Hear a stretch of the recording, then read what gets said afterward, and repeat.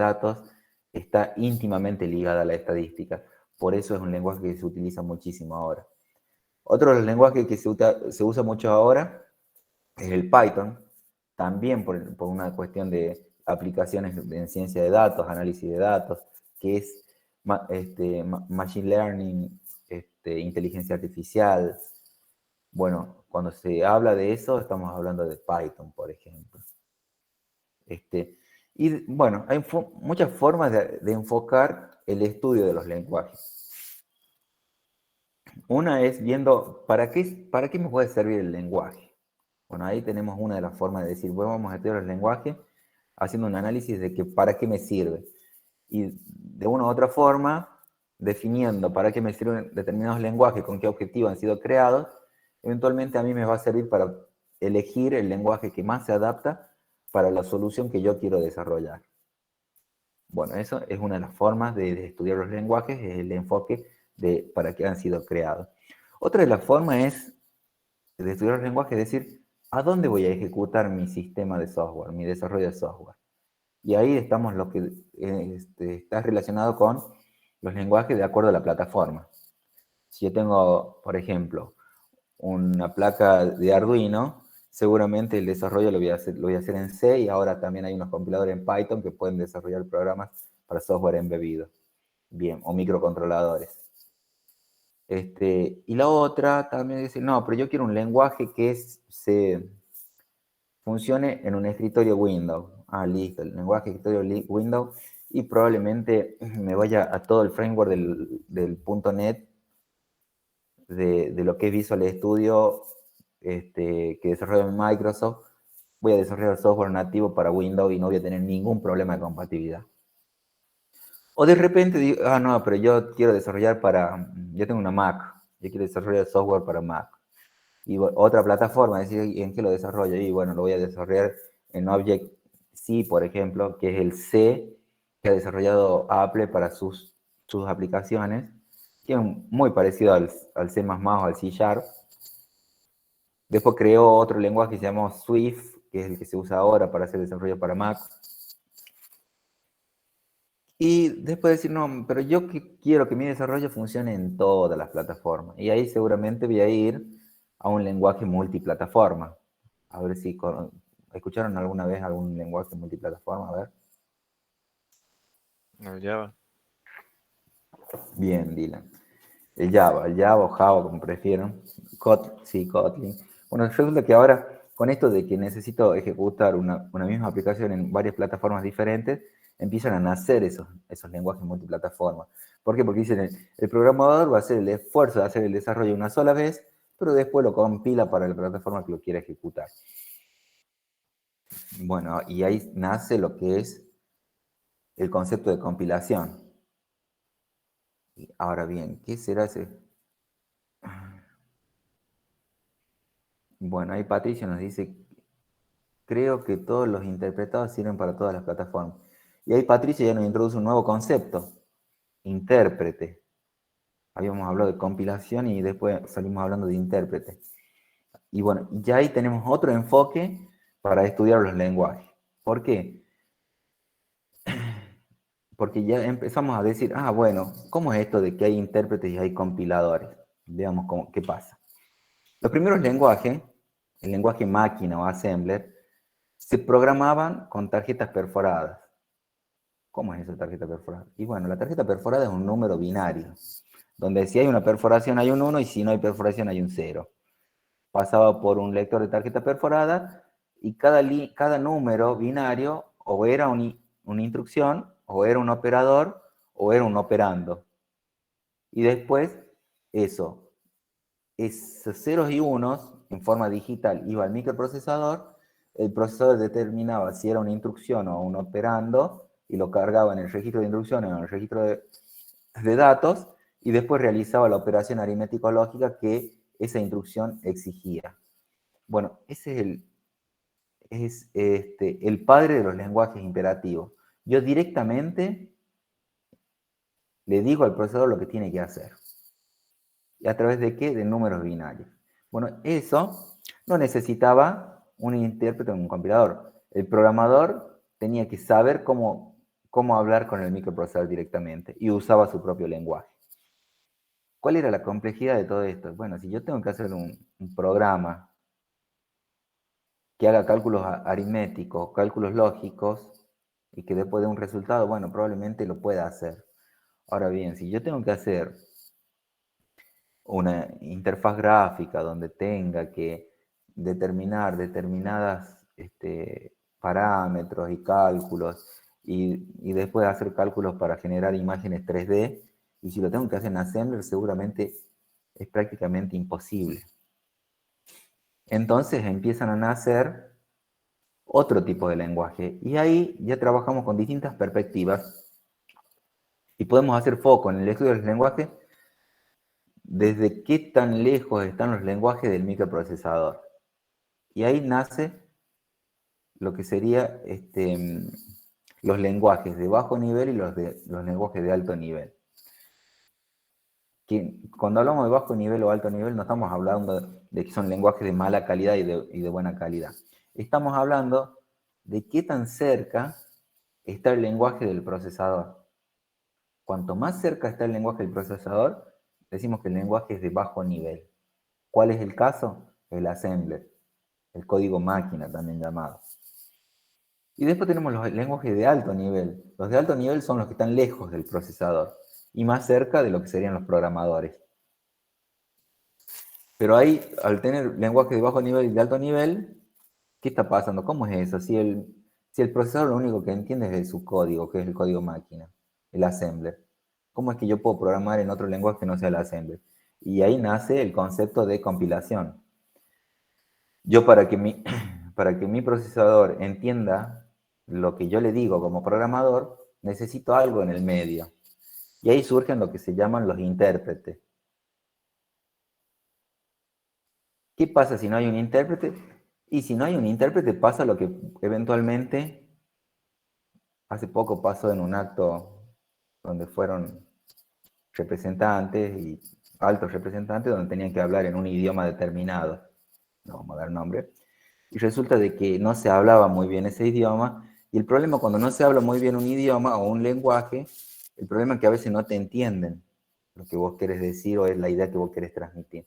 Entonces, para lograr una mejor comunicación, ¿qué hay que hacer?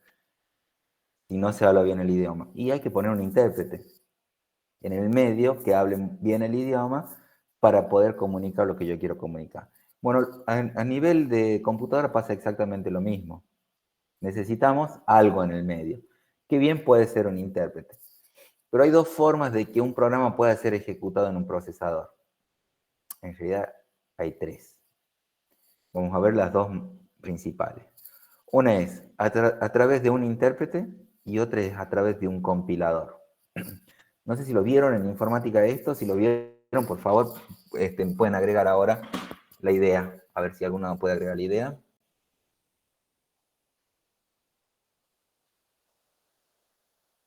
Si no puede agregar la idea es porque está durmiendo. Tenemos un alto porcentaje de estudiantes durmiendo la siesta mientras están conectados su Google Meet. Si no hablan, voy a empezar a dar nombres. Ah, eso también. ¿Saben qué voy a necesitar? Que pongan los nombres. Ah, pero no empieza a grabar. Bueno, ya no me di cuenta. Ahora empezamos a grabar la reunión con su permiso y ahí van a poner en el chat para que quede grabado la asistencia, chicos.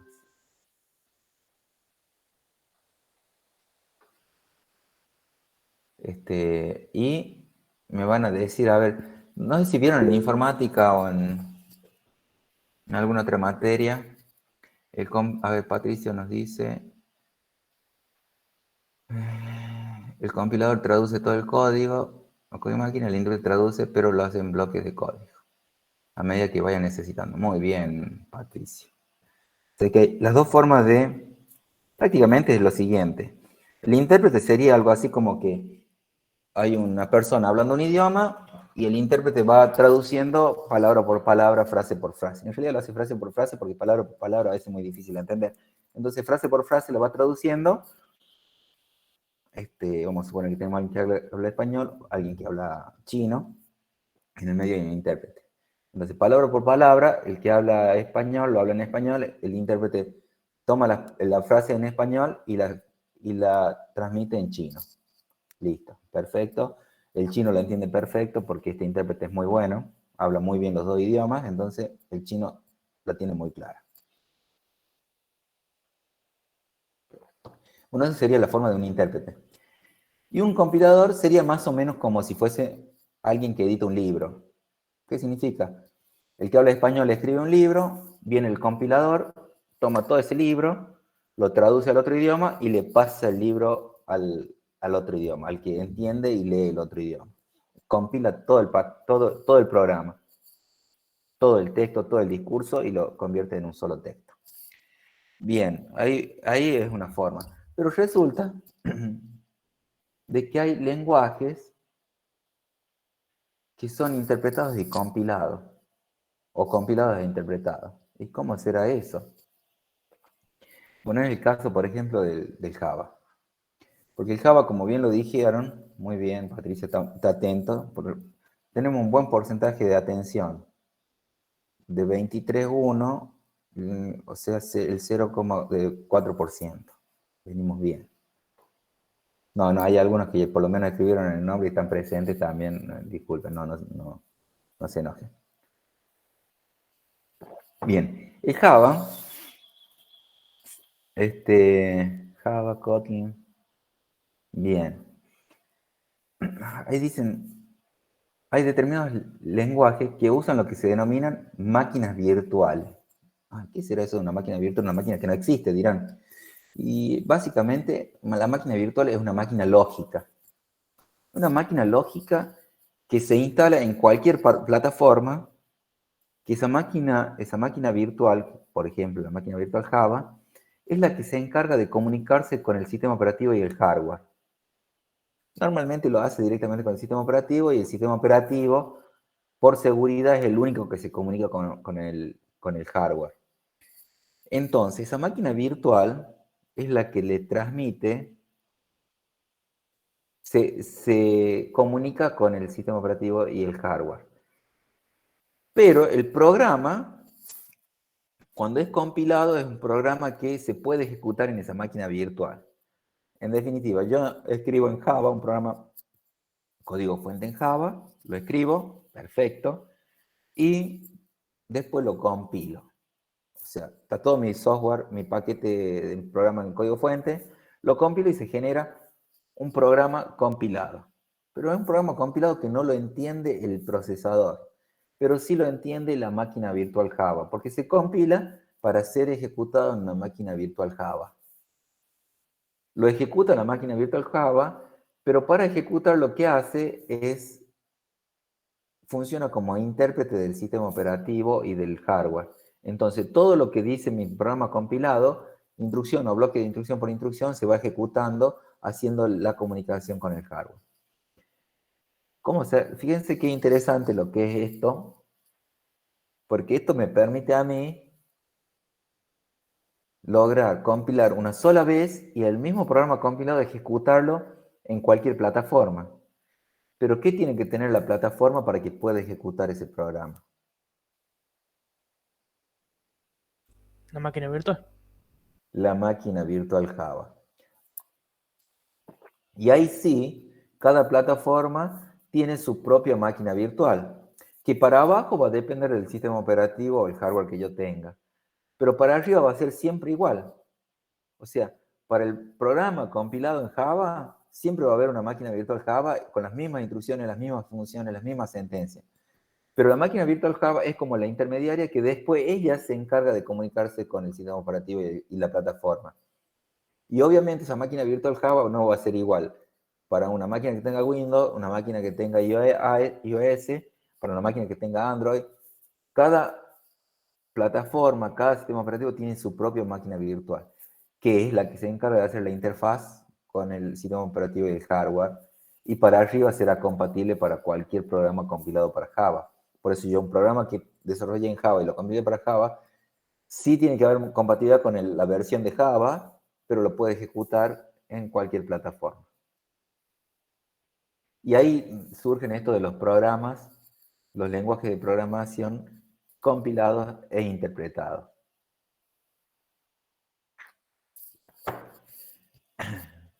tienen la ventaja de que yo compilo una sola vez y después lo puedo ejecutar en cualquier plataforma. Pero hay una desventaja, que al tener algo en el medio, a veces es un poco lenta la ejecución. ¿Qué significa eso? Que para sistemas de tiempo real, seguramente no usaré, Java no es la mejor opción para resolver el problema. Sí hay otros lenguajes que están más cerca del hardware, como el C++, el C Sharp, que son programas que están más emparentados con lo que es el hardware. Tal es así como, no sé si conocen ustedes el framework, la plataforma Unity. ¿Alguno ha jugado alguna vez con una Play o algunos juegos en 3D? Sí, Sí, pero ¿No vieron bien, vieron cuando arranca muchos de estos juegos dice Unity, porque el motor de gráficos eventualmente que se utiliza para 3D. Bueno, ya hay varios motores de gráfica, Unreal, Unity, hay varios. Pero eso permite muchas veces generar gráficos en 3D con lenguajes muy relacionados, muy fácil, porque están desarrollados para eso. Y esos lenguajes, por ejemplo, Unity se maneja mucho con C Sharp. C Sharp es el C que ha desarrollado Microsoft. Entonces yo muchas veces puedo desarrollar interfaces para el Unity a través del lenguaje C Sharp. Y están muy emparentados. ¿Por qué? Porque eso me permite hacer, al estar tan cerca del hardware, me permite hacer cálculos lógicos y aritméticos a muy alta velocidad, que es lo que yo necesito cuando tengo un espacio inmersivo, donde yo tengo renderizado en 3D y tengo que mirar para cualquier lado y se tiene que cambiar toda la imagen. Hay millones y millones de cálculos por segundo que permiten justamente darle realismo a una imagen 3D. Después, por ejemplo, no sé si alguno sabe lo que es el minado de criptomonedas. ¿Han escuchado hablar? Yo tengo un minero, dicen, o yo quiero dedicarme a minar criptomonedas y demás. Bueno, hay dos formas de minar criptomonedas, que son las más difundidas, en realidad debe de haber más. Necesitamos muy alta velocidad en cálculos matemáticos. Cuanto más alta velocidad cuando más poder de procesamiento tengo más posibilidades de tener recompensa por hacer minado de criptomonedas. Las criptomonedas que se minan, ¿no? Como lo es las dos más grandes, Bitcoin y Ethereum. Y ahí hay que hacer muchas operaciones matemáticas en muy poco tiempo, y cuanto más rápido las haga, mejor, porque más posibilidades tengo de tener recompensas que me paguen a mí por poner todo mi poder de cómputo para minar y me paguen en criptomonedas. Bueno, estos equipos para hacer minería de criptomoneda pueden ser lo que serían las ASIC, que son placas con microprocesadores exclusivamente para hacer minado. No te sirve como una computadora, te sirve únicamente para minar. Y si no, lo que se denomina el minado con GPU, con placas de video. Y dirán, ¿por qué usan placas de video para minar?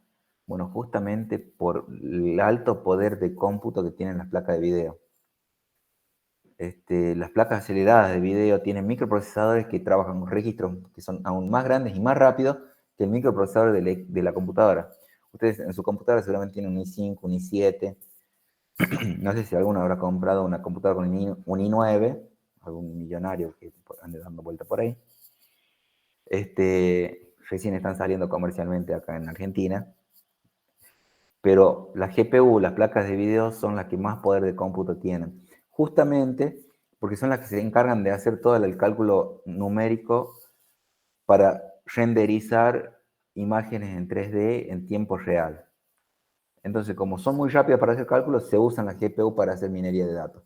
Y ustedes, minería de criptomonedas, y ustedes van a decir y van a ver en algunos portales que te venden el minero con 3 o 4, 5, 6, 12 placas de video. Agustín, ¿qué me querías preguntar? No, profe, lo toqué sin querer, perdón. Ah, bueno, no hay problema, no hay problema. Entonces, y ahí en esos equipos el software se desarrolla en C, en C++. ¿Por qué? Porque están directamente programando sobre el micro. Fíjense que en muchos libros figura el C o el C++, el C más que todo. Dicen que es un lenguaje de bajo nivel, que no lo es. En algunos casos le dicen de nivel medio. ¿Qué significa? Que es un lenguaje que está cerca del procesador, porque prácticamente cada instrucción del C tiene su equivalente en assembler. Entonces, como está tan cerca, en muchos casos, en algunos libros dicen que el C es un lenguaje de nivel medio. Y hay muchos lenguajes que se han creado sobre la base del C, haciendo los compiladores en C o los intérpretes en C, y el lenguaje es un lenguaje de alto nivel. Bueno, entonces un poco es eso la perspectiva de cómo enfocaría el estudio de un lenguaje de programación. Y por último sería, ¿bajo qué paradigma está mi lenguaje? Bueno, un paradigma, en definitiva, sobre el lenguaje de programación, de una u otra forma me dice cuál es el modelo que obedece ese lenguaje para programar. Y ahí surgen, en ese modelo, en esa línea de pensamiento, que me dice cómo voy a resolver los problemas a través de un programa de computación, y ahí están diferentes características. Y ahí surgen estos paradigmas, pueden ser imperativos, declarativo lógico, declarativo funcional, y por último lo que sería el paradigma de programación orientada a objetos. Pero lo cierto es que más allá de que un lenguaje lo puedo encuadrar dentro de un paradigma, lo que ha surgido últimamente es aquellos lenguajes que son multiparadigmas. Así como tenemos lenguajes multiplataformas, aparecieron algunos lenguajes multiparadigmas. ¿Y cómo será eso? Y un lenguaje multiparadigma es que adopta algunas características del paradigma de programación orientada a objetos, pero también tiene algunas características del paradigma lógico-funcional, o también tiene algunas características del paradigma imperativo. Y hace un mix de características para solucionar algunos problemas. Bueno, eso es lo que ha surgido últimamente con algunos lenguajes de programación, pero para entenderlo mejor, nosotros lo que hemos hecho, y ustedes ahí cuando bajen el programa de la asignatura, van a ver que hemos separado en distintos paradigmas. La idea es que hagamos un viaje con la historia de los lenguajes, un poco ubicarnos en tiempo y en espacio, y después a través del año lo que vamos a hacer es ir tocando algunos paradigmas de programación, y el SEBA desde la parte práctica va a ir practicando con distintos lenguajes de programación que obedecen a esos paradigmas. Y ahí van a ver, de acuerdo al paradigma, a la forma, a la manera, a ese modelo de programación, van a ir viendo cuál es el que se adapta de acuerdo al problema que tienen que solucionar, cuál es el que mejor se adapta. Y obviamente, hoy por hoy, la mayoría de los programadores lo que buscan son utilizar lenguajes que les puedan resolver los problemas de acuerdo a lo que se dedican. Por ejemplo, si ustedes quieren desarrollar software multiplataforma donde eventualmente desarrollen juegos, por decirlo, desde juegos de ingenio hasta interfaces gráficas en la web para hacer algún sistema web, bueno, eventualmente pueden usar algún lenguaje multiplataforma como lo es el Java. O si van a desarrollar únicamente software para la web, probablemente vayan a buscar HTML o JavaScript o PHP o un poco de los tres, y utilicen, de acuerdo a lo que están desarrollando, algunos de estos tres lenguajes. Si van a dedicarse a programar juegos, y probablemente les convenga, depende del tipo de juego, ¿no? Porque hay juegos en línea, pueden hacerlo con Java, pero ya si tienen que hacer juegos de consola, si quieren desarrollar juegos para una PlayStation, una Xbox o una PC, y seguramente van a tener que manejar algunos de estos motores para generación de juegos 3D como lo es el Unity y el C Sharp, con C Sharp, por ejemplo. Si de repente quieren hacer ciencia de datos, que hoy por hoy les puedo asegurar que son los más buscados y los que más cobran, esos que hacen ciencia de datos. En ese caso, el lenguaje que tienen que aprender sería el R o el Python. Python o R, dependiendo si está más dirigido a la ciencia que a la aplicación en negocios inteligentes. Si les va a gustar el tema del manejo de base de datos, y seguramente van a tener que ir a ver lenguaje de programación como el lenguaje de base de datos como es el SQL. En definitiva, hay una gran familia de lenguajes. Lo interesante que todos estos lenguajes tienen algo en común. Y lo que tienen en común, lo que nosotros vimos el año pasado, que son todo lo que sean la aplicación de la lógica y el razonamiento abstracto. Para resolver problemas van a tener que aplicar lógica y van a tener que razonar, y se van a tener que abstraer de la realidad para ver cómo solucionan. El problema de la realidad lo solucionan en un sistema de computadora. Bueno, por eso es importante tener en cuenta el lenguaje que voy a elegir para resolver determinado problema. Está muy relacionado y de acuerdo a eso es lo que yo tengo que elegir. No sé si alguno de ustedes, porque yo en algún momento el año pasado les recomendé, chicos, siéntense, si les gusta la programación, vean algún tutorial. No sé si alguno empezó el camino del aprendizaje del desarrollo de software. Si lo empezó, por favor, me gustaría escucharlo para escuchar la experiencia.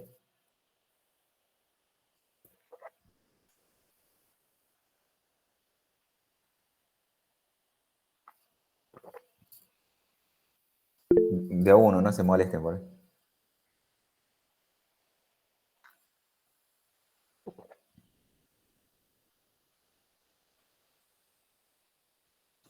Bien, Matías dice, después que me dijo que ganan muy bien, ya quiere sentarse a programar. Bien, Matías. Patricio, está viendo algo de Java. JavaScript, HTML, CSS. O sea, Patricio dice, vamos a empezar con lo que es programación web y después vemos qué hacemos. Bien, Patricio, es una forma de empezar. Ahí también podés ver algo de PHP, recomendación también. Ana Lucía dice que está con JavaScript, HTML, CSS, también veo que quiere empezar con lo que es programación web. Bien. Muy interesante el tema de cómo han ido avanzando los lenguajes, porque con JavaScript, HTML, hoy por hoy se pueden hacer cosas que con las primeras versiones de estos lenguajes no lo podían hacer. Hoy estamos en HTML5 y con JavaScript se han desarrollado muchos frameworks que facilitan la programación. Y, o sea, que le hace más fácil al programador hacer cosas muy interesantes en la web que si hubiesen estado 5 o 6 años antes, no lo podrían haber hecho. El HTML5, el JavaScript permite hacer muchísimas cosas en la web. Sí, incluso, les digo más, hay muchas aplicaciones para Android que en realidad ustedes las desarrollan para la web y después hay aplicaciones de Android que se encargan de ejecutar código web y lo renderizan como si fuese una aplicación nativa de Android. Y ustedes lo ven en el Android como si fuese una aplicación nativa y en realidad por atrás hay una página web. Está muy utilizado eso y es muy interesante porque ustedes no tienen que aprender más que programar web. Así que es muy interesante. Por eso es un buen comienzo, es un buen punto de inicio el tema de JavaScript, HTML, CSS. Así que bueno, chicos, bien, muy bien.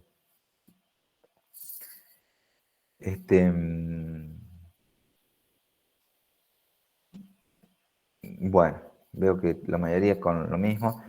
Y el tema del Java, programación orientada a objetos, Java es muy, muy buscado.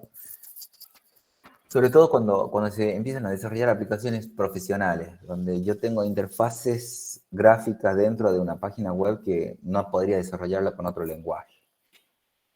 Y ahí se desarrollaron muchas aplicaciones, como lo es, por ejemplo, Jitsi. No sé si conocen Jitsi. Jitsi es el clon gratuito de Zoom. Ese está desarrollado en Kotlin, por ejemplo.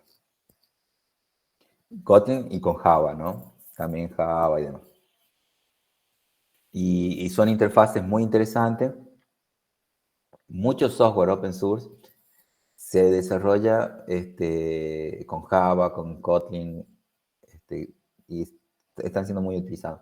A lo largo de la materia nosotros vamos a hacer un estudio vamos a analizar algunos rankings de cómo han ido evolucionando y qué tanto se usa cada lenguaje. Les voy a hacer un comentario que son comentarios al margen. Ustedes saben que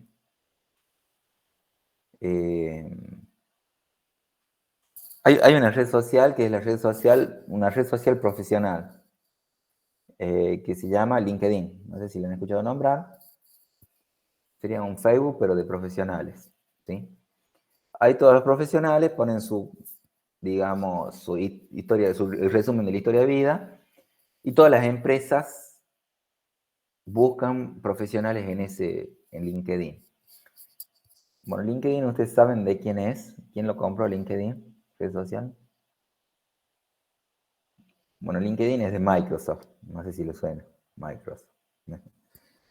Bueno, y a través de LinkedIn Microsoft accede, nos dice Microsoft, ustedes saben que hay a nivel mundial prácticamente 45 millones de búsquedas de profesionales de IT, de tecnología de la información. O sea, obviamente ahí entre sus profesionales hay desde community manager, social manager, hasta científicos de datos, por ejemplo. O sea, todos los perfiles habidos y por haber, 45 millones de búsquedas activas. O sea, empresas que andan buscando gente que trabaje en la industria. Estamos hablando a nivel internacional, ¿no? A nivel país hay 15.000 búsquedas activas. ¿Qué significa? Que se necesitan 15.000 profesionales o técnicos de las IT, de la tecnología de la información, para ocupar cargos relacionados con esto, ¿no? Con la industria de la economía del conocimiento, que se llama. En Argentina hay 15.000. ¿Qué significa esto? Estamos en crisis, que hay mucha gente que se está quedando sin trabajo, que hay muchos trabajos que están desapareciendo porque simplemente ya no se necesitan por el tema de la automatización, la inteligencia artificial, la industrialización. Bueno, la industrialización fue hace rato, con la revolución industrial. Bueno, ahora hay una nueva revolución que está relacionada con lo que es la inteligencia artificial, machine learning, deep learning, ciencia de datos, bueno, big data, todo esto está haciendo que cada vez más gente se quede sin trabajo. Pero a su vez se crean nuevos trabajos y esos nuevos trabajos que se están creando están todos relacionados con la tecnología de la información. ¿Qué les quiero decir con esto? Chicos, yo siempre les dije, han elegido la mejor carrera que podían haber elegido. Y lo interesante, fíjense, ustedes están eligiendo una carrera que no es una carrera para que vayan a salir a buscar trabajo hoy, que si lo hicieran, desde ya lo tendrían, sino es una carrera que les va a permitir hacer una predicción de decir, ¿qué pasará dentro de 4 o 5 años cuando yo me reciba? Y lo cierto es que seguramente la curva de necesidad de profesionales de IT cada vez es mayor. O sea que seguramente, si hoy necesitamos profesionales, dentro de un par de años seguramente los vamos a necesitar más. Y seguramente va a haber profesiones que van a crearse que hoy no existen. ¿Qué les quiero decir? Hoy por hoy hay profesiones como decir community manager, que dice, bueno, social manager, marketing digital, comercio electrónico. Si hablábamos hace 10, 15 años, eran profesiones que no existían y que se han creado en los últimos años y que son ahora muy necesarios para lo que se denomina la transformación digital. Bueno, lo más probable es que dentro de algunos años empiecen a aparecer nuevas carreras, nuevas profesiones, pero les puedo asegurar que lo que aparezca va a estar relacionado con las nuevas tecnologías. ¿Y qué mejor preparado para responder a esas necesidades que aquellos que han estudiado carreras relacionadas con eso? O sea, ustedes, ¿sí? Así que tengan en cuenta eso, apuesten al estudio, apuesten a lo que va a ser la industria de la economía del conocimiento. Así que les comento, yo aparte estoy trabajando para la Secretaría de Ciencia y Tecnología en el Polo Tecnológico de La Rioja, que lo estamos creando este año, seguramente lo vamos a estar inaugurando. En los últimos 2 años nosotros hemos logrado, articulando con empresas de Buenos Aires, Córdoba, Mendoza, Rosario, más de 200 puestos de trabajo. ¿Qué significa? 200 profesionales y estudiantes avanzados que hoy por hoy ya están trabajando en la industria. Que seguramente Seba les va a poder hablar mejor porque Sebastián, el que ustedes tienen como jefe de trabajo práctico, está trabajando en una empresa muy importante, más de 800 chicos trabajando, jóvenes y no tan jóvenes, trabajando para empresas de todo el mundo. Y eso también es muy interesante porque cuando se contrae la economía argentina, a nivel mundial no se contrae nada, siguen habiendo necesidades de software, necesidades de desarrollo tecnológico, o sea que lo que va aumentando en este contexto son las exportaciones. Y las empresas argentinas son muy competitivas a la hora de exportar, porque más allá de que son muy buenos los profesionales argentinos, somos muy baratos. En realidad nos contratan por las dos cosas, por lo barato y por lo bueno. El profesional argentino está muy acostumbrado a resolver problemas. Y justamente es lo que normalmente se necesita a la hora de un proyecto relacionado con las nuevas tecnologías. Bueno, no, dentro de todo lo que es dentro de la clase de hoy, lo más importante y lo que está dentro de la currícula es lo que es los lenguajes interpretados y compilados. Dentro de la historia de los lenguajes seguramente van a ir viajando y tocando algunos lenguajes que han ido apareciendo. Eso lo van a ver bien con Sebastián. Y ya la semana que viene ya vamos a empezar con lo que sería el primer paradigma, que sería el paradigma imperativo, que ahí vamos a empezar con los lenguajes de programación relacionados con código máquina, assembler. No sé, chicos, si quedó alguna pregunta, alguna duda. Me decían que tenían que ir a clases presenciales dentro de una hora, ya a las 7 de la tarde tienen que estar en la universidad con el profe Sebastián Torral. No sé qué, si tienen alguna duda, alguna pregunta. La metodología va a ser muy similar a lo que es lo que fue algoritmo de instituto de datos. En este caso, vamos a ver, en principio serían 4 parciales y un recuperatorio a lo largo del año. Ya vamos a ver, digo en principio, porque es muy probable que lo reestructuremos. Pero si los tiempos y los feriados nos dejan, será así, 4 parciales más un recuperatorio. Promoción total, en el caso de tener más de... El profe lo tenía más de 8 en cada parcial, probablemente lo bajemos a 7 a esa necesidad. Pero el 7 va a ser el equivalente a un 8, así que no se hagan tantas ilusiones. Después, todos los prácticos presentados, que ahí lo van a hablar con el profesor Sebastián Torralba. La asistencia un 80%, lo cual significa si tenemos 60 clases anuales, bueno, tienen que estar presentes, pueden faltar únicamente a 24. A ver, 24 es, no, a 12, que sería el 20%. Bueno, ¿qué más? Bueno, preguntas, dudas, consultas.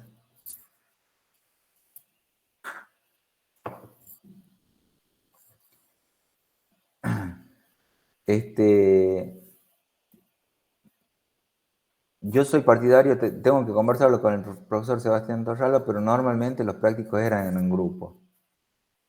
La idea es que a través de los grupos aprendan a trabajar en equipo, porque el día de mañana, cuando sean todos unos profesionales, seguramente van a estar integrando equipos y tienen que por lo menos haber tenido la experiencia de haber trabajado en equipo, ¿no? Y esa es la idea de los trabajos prácticos en grupos.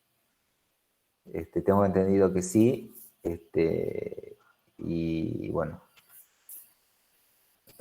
eso lo tendremos que conversar con el profe Torralba para cerrarlo, porque, bueno, como les dije recién la semana pasada, me confirmaron para esta materia, así que no tuve tiempo de reunirme con el profe, pero seguramente es muy probable que se incorporen trabajos en grupos, sí.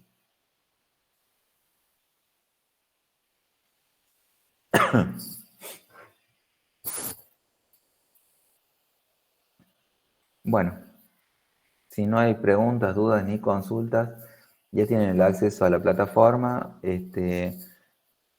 Seguramente si se hacen las teorías virtuales, es muy probable que les deje algunos complementos en la plataforma, algún video para que vean, algún texto para que lean, como complemento de las clases teóricas para ir avanzando en la temática. UNLAR 2022, la clave de matriculación, Seba. Que has llegado tarde, por eso no sabes. UNLAR 2022. Bueno chicos, los dejo libres. Éxitos. Hay una cosa que siempre les digo, ¿no? Que procuren ir al día en todas las materias. Yo se los repito después, yo sé que muy poco me llevan el apunte, pero no importa. Yo se los repito en algún momento, uno o dos que me lleve el apunte, ya me conformo. A medida que les vayan dando temas en las distintas materias, váyanlo estudiando, vayan investigando. Por suerte hay muchísimo material en la web, no necesitan ni ir a la librería a comprar libros. ¿Por qué? Porque va a llegar una semana donde van a tener 2, 3 parciales o 4 y van a empezar a decir, este estudio, este no, este sí, este no, y después terminan estudiando la mitad de los parciales. Si ustedes llevan al día todas las materias, la semana de los exámenes van a repasar cada materia y les va a ir muy bien. Y hay una cosa, ¿cómo saber si lo que están haciendo está dentro dentro del camino hacia sus objetivos? Ustedes se plantean a fin de año como objetivo regularizar todas las materias.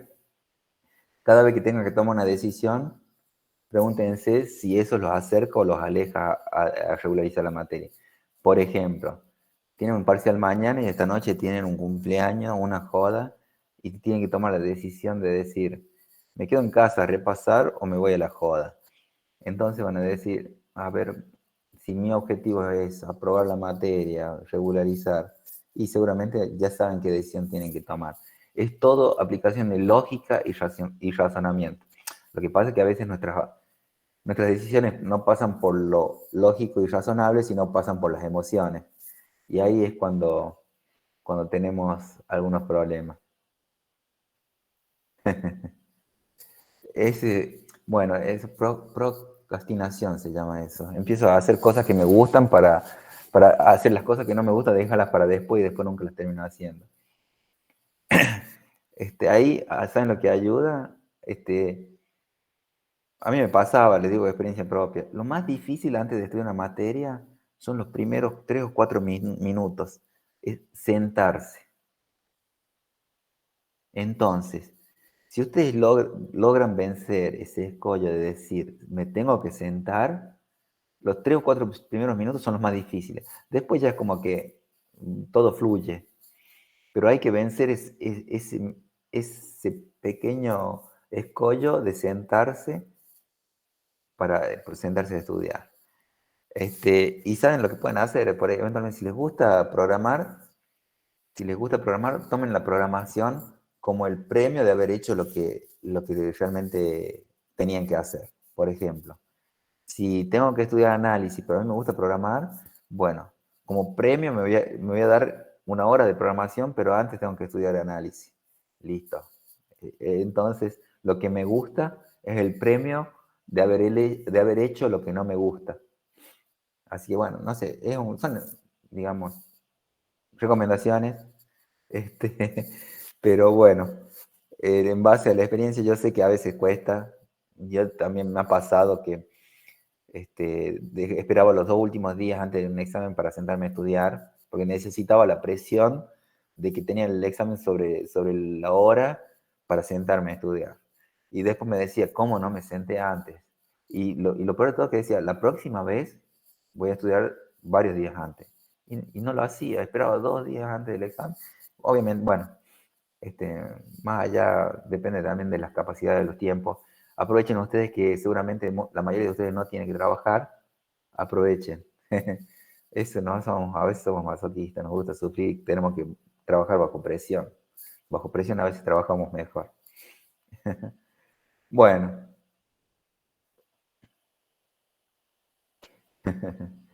sí, a veces sucede. Bueno, chicos, si no hay preguntas, consultas, los dejo en total libertad para que ya puedan ir a las clases prácticas. Aprovechenlo al profe Torralba, es un genio de la programación, o sea, no pueden haber tenido mejor profesor de práctica que el profesor Torralba. El profesor está trabajando para Incluit, una empresa que está exportando software. Si tienen dudas con respecto a la industria del software, por ahí en medio del recreo, pregúntenle cómo es trabajar en una empresa de software y él le va a comentar y se van a dar cuenta que es lo mejor que pueden elegir hoy por hoy porque no van a tener falta de laburo nunca. Obviamente hay algo que no les dije, pero es muy importante. A veces no se los digo porque uno lo da por sabido. Siempre que hagan algo, lo tienen que hacer en